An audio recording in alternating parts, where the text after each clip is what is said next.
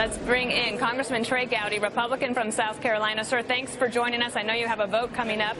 What was it like last night being in the chamber where the Republicans interrupted almost 100 times for applause of President Trump's speech, and then you had the Democrats pretty much sitting on their hands, not doing anything? It was very different from the previous 6 State of the Unions or joint addresses. I always sit by Tim Scott, and Tim is getting older, so it was hard for him to get up as often as he did.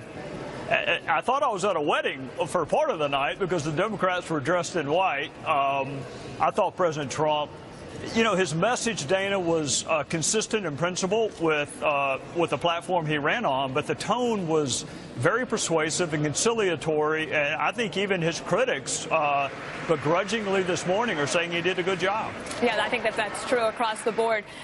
One of the things that was a little different was to see formerly or maybe conservative fiscal hawks applauding for some things that President Trump did campaign on, and one of those is something that I think conservatives could get behind, and that was paid family leave. Let's listen to the president.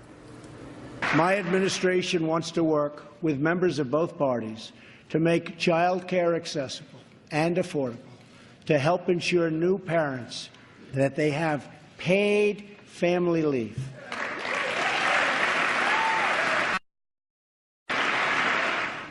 Have you seen an evolution, or do you hear an evolution in some conservative thinking about being willing to pay for something like paid family leave?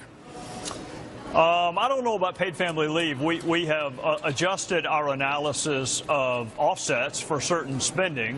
When he mentions his infrastructure project, some conservatives ask for the offset, and others view that as an asset for which there need not be an offset. I was also sitting one down from Ben Sasse, who's a really funny senator from Nebraska and a very principled conservative. And I would say this about the family leave. It is possible that you agree with someone's objective, but you have a different way of achieving that objective. So you can want paid family leave and do that by either mandating it from the government or just incenting private business to do it themselves. So I kind of took that as we think it's a good idea.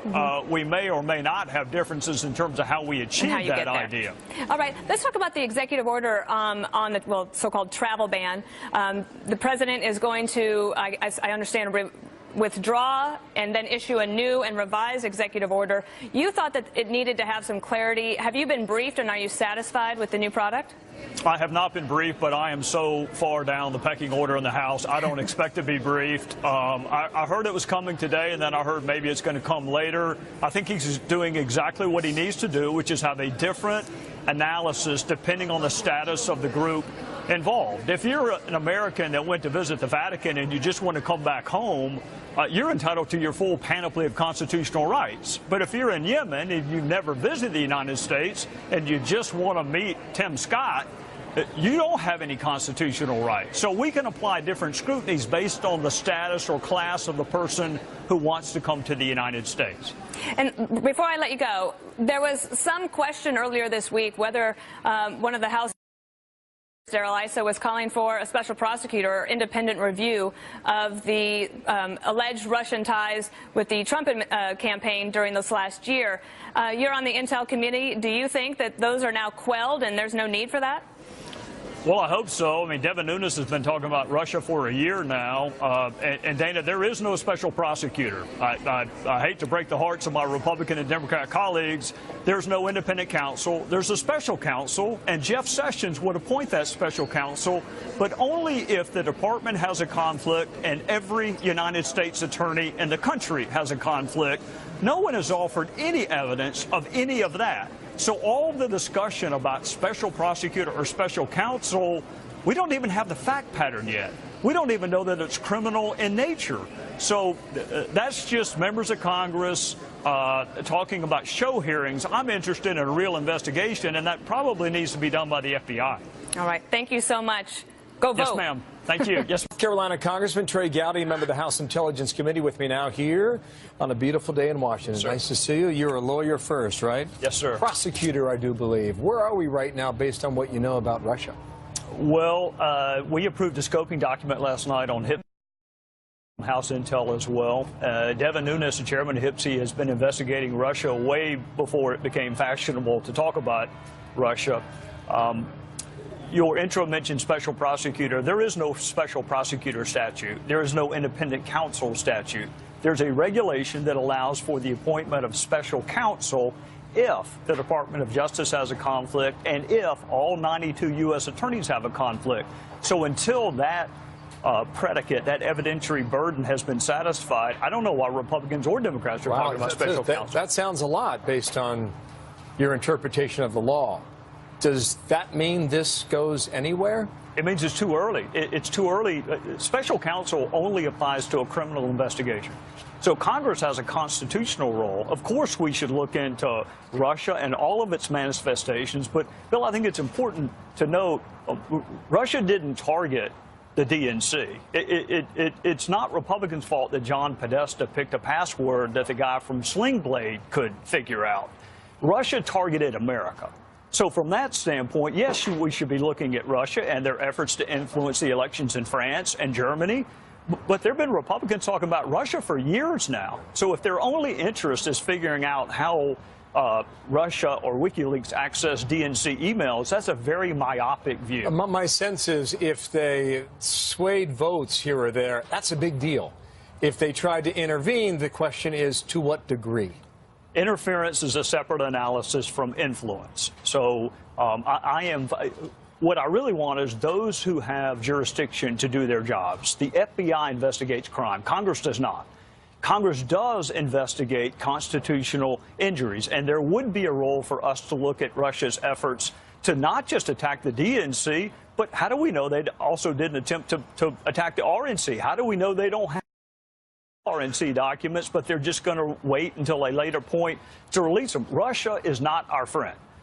Russia is a global power desperately seeking to become a worldwide power or a regional power trying to become a global power. I am fine for investigating Russia, but to have a show hearing where you're discussing classified information is not in our country's best interest. Adam Schiff, Democrat, said this about what we're talking about. I would take more comfort in knowing that there was a fully independent body doing its work as we're doing our work in the intelligence committees. I think that is the single most important step we could do to give the public confidence that this will be done in a completely nonpartisan fashion. So we'll see if he gets his wish. And he talked about the leaks as well. Do you want to know who's leaking? I do. At the administration, at the White House, wherever it's coming from? I do. I don't like leaks. I don't like leaks regardless of who's doing it and regardless of who's impacted by it. You never heard me praise WikiLeaks. You've never heard me praise Julian Assange. I don't like leaks, particularly when they're criminal in nature.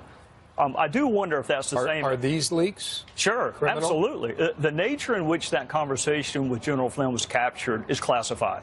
The content is most assuredly classified. So that leak is criminal in nature. I do wonder if that's the same Adam Schiff I work with on the Benghazi committee, because he had a very different view of investigation before President Trump became president. I don't know if you ever find the source of the leak in Washington, D.C. You don't if you don't look for it, but when you're dealing with FISA issues, when you're dealing with classified information, there's a very small universe. You didn't have the transcript. Shannon didn't have the transcript. So if you can find the universe of people who would have had access to the transcript and you use polygraphs and you use other forensic tools, I guarantee you won't find the source of the leak if you don't look for it. Yeah. What do you want to hear tonight, sir?